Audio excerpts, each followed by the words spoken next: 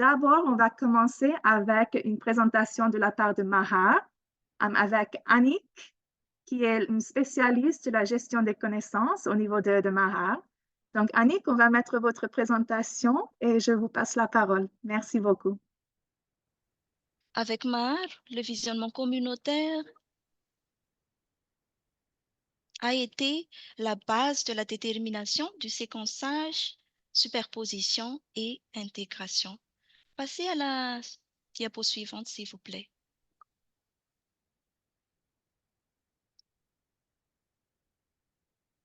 Dans cette détermination, toute la communauté a été engagée dans la prise de décision de façon participative et inclusive, tout en impliquant les personnes vulnérables, dont les femmes, les jeunes, les personnes en situation de handicap, qui sont marginalisées au sein de la communauté.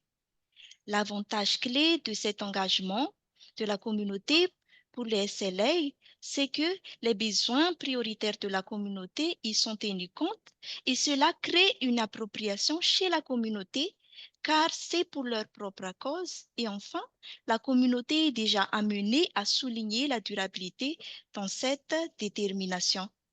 Diapo suivante, s'il vous plaît.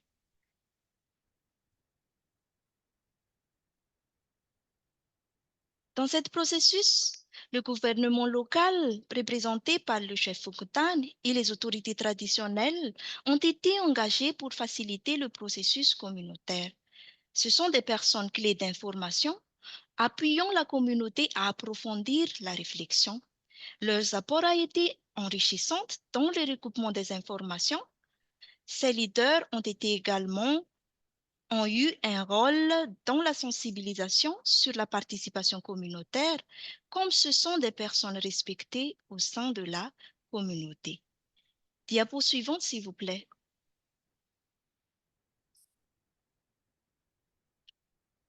Comment avons-nous procédé pratiquement à cet engagement communautaire pour le SLA? Tout d'abord, la communauté a été engagée à auto-analyser collectivement leurs vulnérabilités, leurs moyens de subsistance, les chocs, les stress, leur capital, et à identifier leurs besoins prioritaires avec leurs attentes envers les acteurs externes.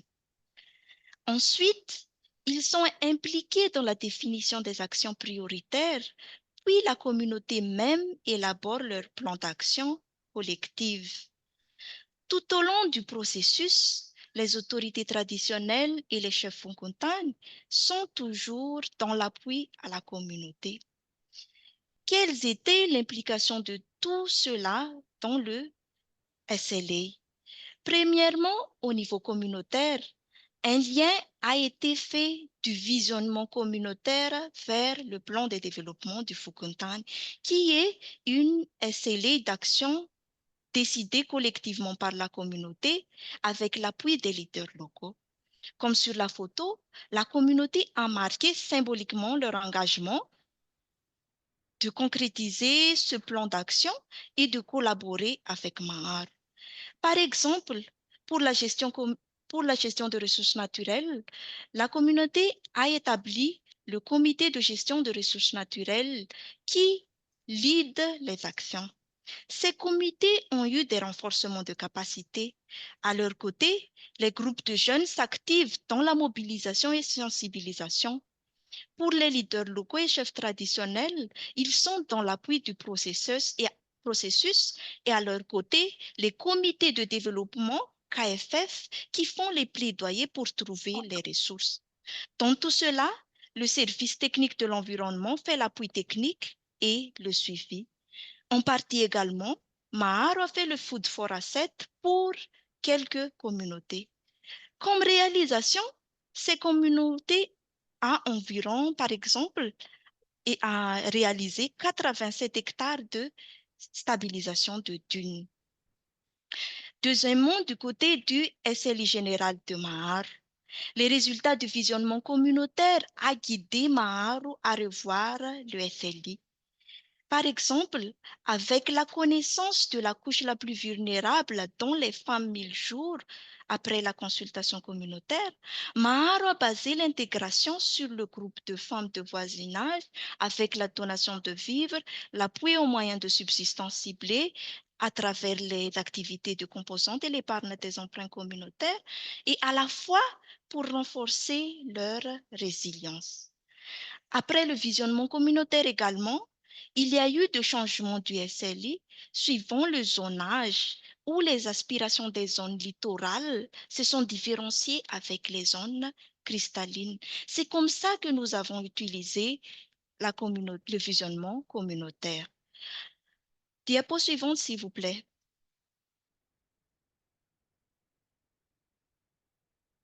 Diapo suivante, s'il vous plaît. Comme défi, il y a la norme sociale auquel les facilitateurs ont dû engager la participation des femmes, des jeunes et les personnes en situation de handicap dans les sessions et de prise de décision. Ensuite, l'habitude de la communauté à l'assistance alimentaire à cause du contexte d'urgence a limité leur réflexion à des donations nécessitant l'appui du facilitateur pour l'approfondissement. Au-delà de ces défis, les bonnes pratiques ont été le visionnement communautaire en lui-même, où les participants orientent et guident leur aspiration, leurs priorités en matière d'action collective, de développement de la communauté et de changement positif durable. Puis l'implication des autorités locales et des structures locaux ont été des facteurs favorables pour assurer la durabilité. Et enfin, l'utilisation de l'outil Scorecard qui a facilité l'expression de la communauté. Ainsi s'achève ma présentation. Au nom de Mahar, je tiens à vous remercier pour votre attention, s'il vous plaît. Merci beaucoup. Diapo suivante. Merci beaucoup, Annick. C'était un bon aperçu de votre processus-là. Maintenant, on va entendre aussi de la part de Fiovan avant d'ouvrir pour la discussion. Donc, Yves, je crois que vous êtes avec nous. C'est le lead de WASH au niveau de Fiovan. Soyez le bienvenu. Merci. On va mettre votre présentation juste dans un instant là et on va vous laisser la parole. Oui, merci Kayla.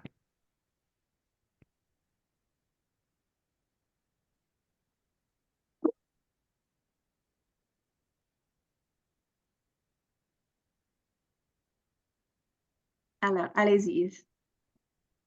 Bonjour à tous, je m'appelle Yves Araslouferi, comme Kayla a présenté, WASH-lead du projet Foodvana d'Adra, Madagascar. Dans le cadre des partages des approches à base communautaire en matière de séquençage, de supervision, position et d'intégration, je vais vous présenter une approche mise en œuvre par Foodvana qui est la co-création de l'assainissement. Il y a plusieurs approches communautaires au sein de Foodvana, que ce soit dans en santé, en nutrition, en agriculture ou en résilience, qui se superposent pour atteindre l'objectif principal de Foodvana, mais c'est cette approche de co-création qui a été choisie pour cette présentation. Prochaine slide, s'il vous plaît.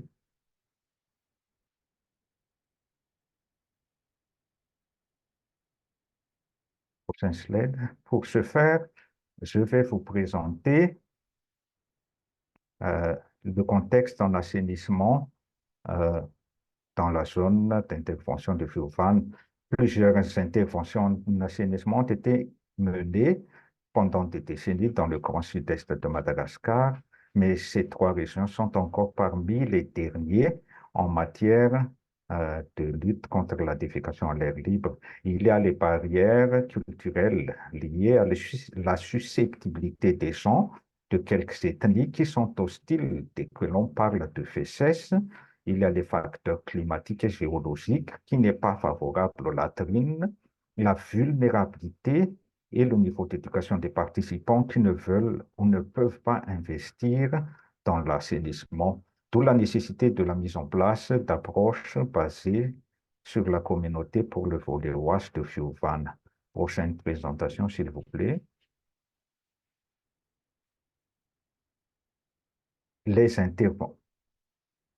les interventions de Fulvan ont été séquencées comme suit. Slide suivant, s'il vous plaît.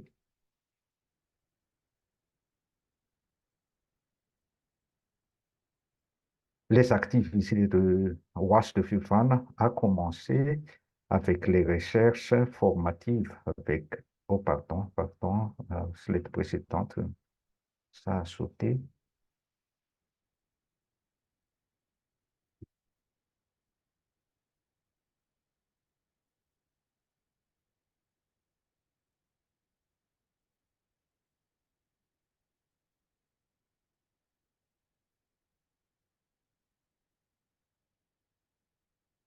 Merci.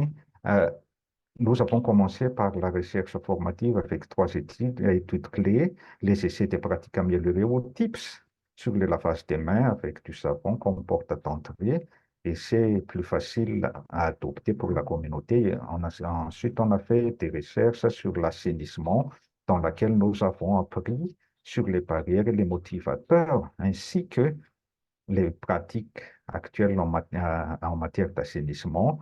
Et enfin, la recherche sur les voies de transmission des pathogènes menée avec ProWash. Les résultats de ces recherches nous ont éclairés dans la conduite des activités de promotion de bonnes pratiques en matière d'hygiène des mains et de l'eau, la gestion de l'hygiène menstruelle, etc., et la promotion de l'assainissement à travers l'approche CLTS dans certaines zones, la conduite de la par la communauté des activités de nettoyage des villages, la construction des blocs sanitaires dans les écoles, ainsi que l'approche co-création de l'assainissement. La co-création consiste pour la communauté à réfléchir ensemble sur la situation en matière de santé, d'hygiène, d'en tirer des conclusions sur son statut en assainissement et les impacts sur la communauté.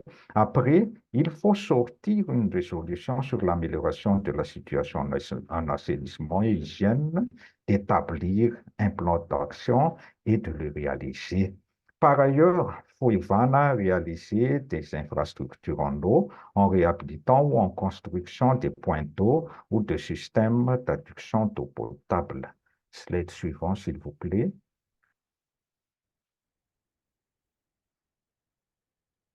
Toutes ces interventions ont été superposées pour atteindre l'objectif en WASH de Fulvan, qui est de réduire l'exposition aux agents pathogènes au niveau des ménages et des communautés. Plusieurs activités à base communautaire ont été menées dans le cadre du projet, mais nous avons pris ici quelques-unes à titre d'illustration pour démontrer la superposition pour l'atteinte de l'objectif WASH.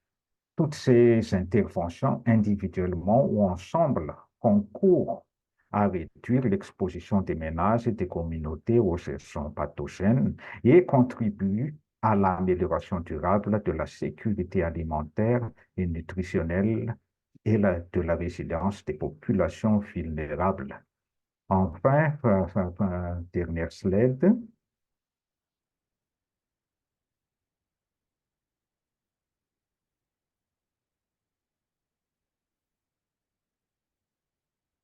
Slide suivant. Pour l'intégration, plusieurs facteurs entrent en jeu. Il y a l'engagement des autorités traditionnelles et locales en tant que vecteurs de changement. Ces autorités sont nécessaires pour booster les activités. Il y a aussi l'implication des groupes constitués durant le projet, tels que les plateformes des jeunes, les groupes des femmes et des hommes, les élèves des écoles Tianquis, etc., qui ont contribué à accélérer la lutte contre la défécation à l'air libre. Les agents de l'État ont participé activement avec Fulvan, pour ne citer que les directions régionales de WASH, qui ont été impliquées dans tout le processus de mise en place des infrastructures en eau et assainissement, la formation des comités de gestion des infrastructures et les promotions de l'assainissement à travers des campagnes de sensibilisation, de vérification et de certification de statut ODF. Ces directions régionales coordonnent également les activités des acteurs WASH et les réunions sectorielles WASH dans lesquelles FIUFANA participe activement. Les participants du projet ont mis en place aussi des latrines et des dispositifs de lavage des mains dans les champs écoles, les sites de distribution de vivres ou de démonstrations culinaires. Par ailleurs, les activités WASH ont été tous inscrites dans les plans IDRRP des FUCTAN, où sont classées les actions communautaires à prioriser. Enfin, les participants du volet WASH ont été encouragés à intégrer les groupes SLA, et c'est là pour améliorer leurs revenus afin d'investir dans des produits d'hygiène.